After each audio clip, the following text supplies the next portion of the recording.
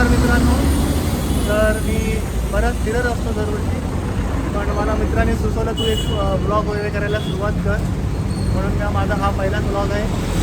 आता लहान मुंबई म्हणून ओळखले जाणाऱ्या कर्नाटकमध्ये हुबी या शहरात मी आलो आहे. गजबजलेलं हे शहर आणि ती खासियत म्हणजे इथले खाद्यपदार्थ, आपण त्याचा आस्वाद घेणार आहोत. सोबत साहिल पण आहे, एक्सप्लोअर करणार आहोत आणि तिकडचे खाद्यपदार्थ मी तुम्हाला दाखवणार आहे. पण इथे आल्यानंतर काय खायला पाहिजे, माझ्यासोबत माझे मित्र होते, रोहित होता आणि सोनू होता. यांना विचारलं आणि बऱ्याच वेळानंतर आम्हाला हॉटेल भेटलं आहे. एलोरा फॅमिली रेस्टॉरंटमध्ये आम्ही जातो आणि मला वाटतं की अजून तेवढी गर्दी नाही. सकाळी 7 वाजता आम्ही इथे पोचलो, काही इथे गर्दी दिसत नाही.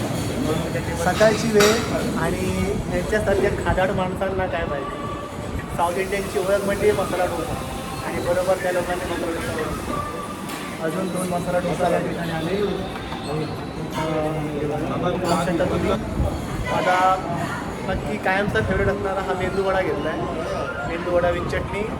अजून काय ऑर्डर बरीच करायची आहे, ती बाकी आहे, तुम्हाला सांगत राहणार. याच्यामध्ये ते तुम्हाला सांबार भेटते आणि दुसरी ही कोकोनट चटणी यांची आम्ही गोव्यामध्ये पण आम्हाला भेटते. सायकडचा खूप मस्त आहे. पुढचा ब्लॉग आम्ही आता एक फिरायला जाणार आहोत एका ठिकाणी, जे करणार ज्या ठिकाणी तुम्हाला माहिती दाखवतो मी काय असेल. ही गोल्डन असता मेंदूवडा बाहेरून जर तुम्हाला कुरकुरीत दिसतोय, इकडच्या पुरीची साईज बघा, छोले भटुरे सारखे आहे. सॉफ्ट आहे.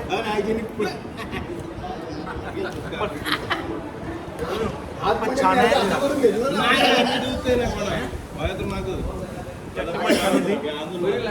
मित्रांनो, साऊथ इंडियन ब्रेकफास्ट हा फक्त कर्नाटकमध्ये येऊनच खायचा. साऊथ इंडियन ब्रेकफास्ट मित्रांनो.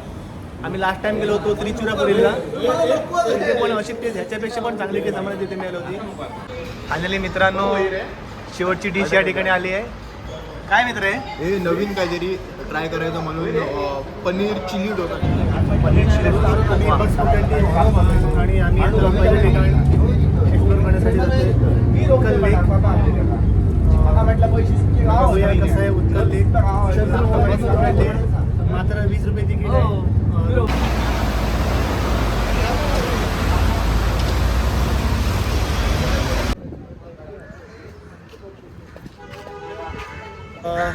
माझ्या मित्रांसोबत मी सांगितल्याप्रमाणे तुम्हाला हुबी फिरायला आलो होतो.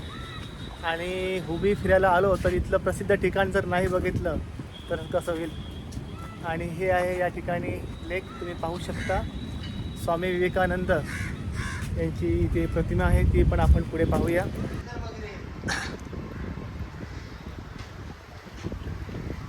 जवळपास हे तलाव 110 वर्षापेक्षा जास्त जुनं आहे. ते तुम्ही पाहू शकता. त्या ठिकाणी तुम्हाला शहर दिसतंय. शहराच्या गजबजाटापासून कितीतरी लांब आणि दूर आणि शांत असा हा सुंदर परिसर. आता आम्ही 9:45 इथे पोहोचलो. इथे म्हणून कोणी माणसं दिसत नाही. संध्याकाळच्या वेळेला या ठिकाणी येणं सोयीस्कर राहील, पण आता इथे ऊन वगैरे काही नाही आहे. आणि त्या ठिकाणी तुम्हाला तो दिसतोय समोर.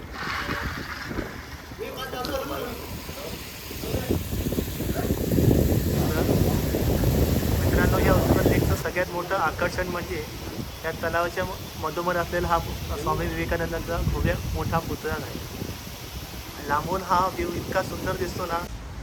या ठिकाणी तुम्ही लेकपाशी जर आलात तर या ठिकाणी तुम्ही बोटिंग वगैरे करू शकता. या ठिकाणी बोटिंगची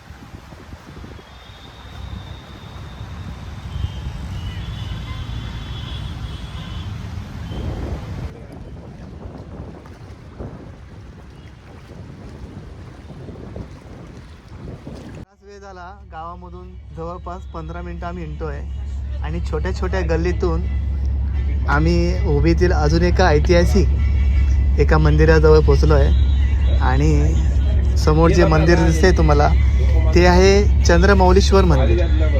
हो, हे भगवान शिवाला म्हणजे शंकराला समर्पित असलेलं मंदिर समोर आपण पाहताय. मित्रांनो, आज जर तुम्हाला हा माझा पहिलाच ब्लॉग आहे आणि जवळपास 900 वर्ष जुनं असलेलं मंदिर ज्याची वास्तुकला अप्रतिम आहे. आणि माझ्यासमोर जे ऐतिहासिक मंदिर आहे त्या मंदिराला चंद्रमौलीश्वर मंदिर म्हणतात. आणि याची शिल्पकला आपण पाहू शकता. मित्रांनो, हे मंदिर साधारणपणे 11व्या ते 12व्या शतकातील असेल. काहीतरी बादामी चालुक्य राजवंशाच्या काळातील आहे. आणि हे मंदिर भारतीय पुरातत्व सर्वेक्षण म्हणून संरक्षित स्मारक म्हणून देखील घोषित झालेलं आहे. या मंदिराची सर्वात मोठी खासियत म्हणजे याची रचना. हे मंदिर इतर सामान्य मंदिरे जशी असतात त्यासारखं नक्कीच नाही आहे. कारण की ह्या मंदिराला एक नाही तर तब्बल 4 बाजूंनी 4 दरवाजे आहेत, ज्याला चतुर्मुख रचना असे म्हणतात. तसेच या मंदिराला 2 मोठी गर्भगृह देखील आहेत. आणि ह्याचे जे खांब आहेत, भिंती आहेत, त्याच्यावर अप्रतिम अशा प्रकारचं नक्षीकाम केलेलं आहे.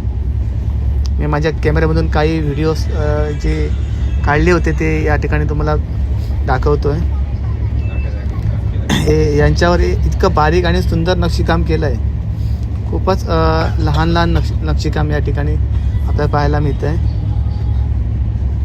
सोनू म्हणतोय की कलाकुसर खूपच लाजवाब आहे म्हणतोय. माझ्या बाजूला आहे तो, माझ्यासोबतच आलो आहे मी सोनूसोबत. एकूण आम्ही 8 मित्र या ठिकाणी आलो आहे. चंद्रमौलीश्वर मंदिर हे भगवान शिवाला समर्पित आहे.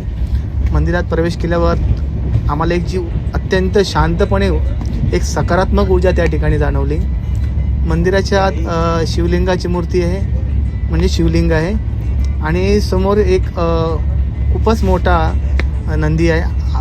आतमध्ये ॲक्च्युली व्हिडिओग्राफी करायला परमिशन नाही आहे, तरी पण काही व्हिडिओज मी काढलेले आहेत त्या ठिकाणी. हे मंदिर हुबीच्या प्रसिद्ध उत्कंठ तलावाच्या अगदी जवळ आहे. हे उत्कंठ तलाव जे सगळ्यात मोठा प्रसिद्ध तलाव आहे त्याच्या खूपच जवळ आहे. रेल्वे स्टेशनपासून आपण 50 रुपये ऑटोला देऊन या ठिकाणी पोहोचू शकता. एकाच आजूबाजूला असलेली दोन्ही मोठी ठिकाणे आहेत, एक तलाव आणि हे मंदिर.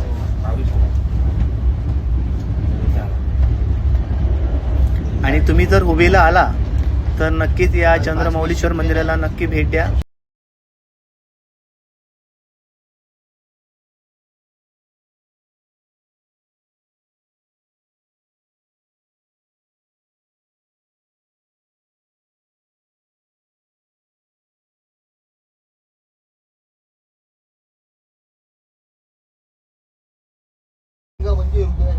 तुम्हाला हा ब्लॉग कसा वाटला नक्की कमेंट सेक्शनमध्ये सांगा.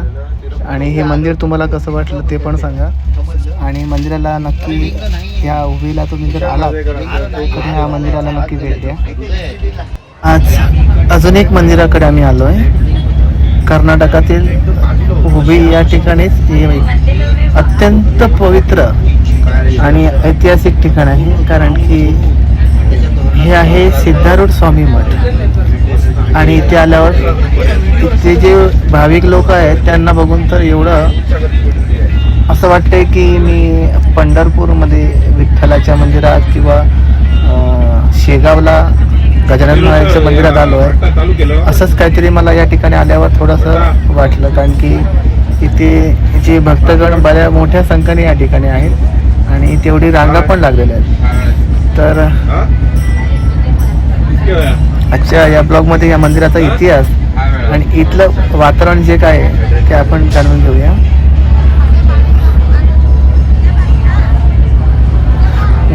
मला हे जे मंदिर आहे हे 11व्या शतकातील जे महान संत सिद्धारूढ स्वामीजी